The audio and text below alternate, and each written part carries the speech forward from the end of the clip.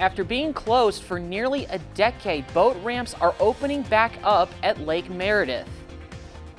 And Coffee Memorial breaks a record at this year's Boots and Badges blood drive. How many units were collected? Coming up on Live at 5.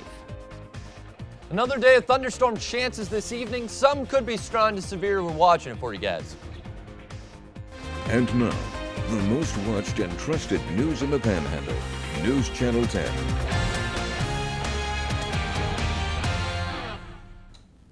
A Woodward man is dead after a crash near Canadian earlier this morning.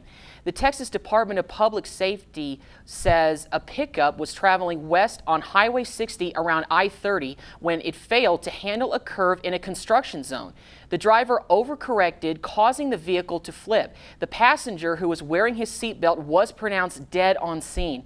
The driver, who was not wearing his seatbelt, was taken to the hospital and released. Boat ramps surrounding Lake Meredith are all open now, just in time for a busy holiday weekend at the lake. News Channel 10's Destiny Richards joins us now live from Lake Meredith to show us how higher lake levels are continuing to bring people to the area.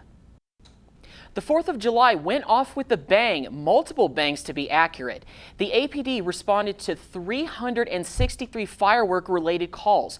Although that number sounds high, it's lower than last year. Overall, APD took 960 calls for medical, fire management, and welfare in 24-hour span yesterday. APD responds to more than 3 times as many calls on the 4th of July than on a regular basis.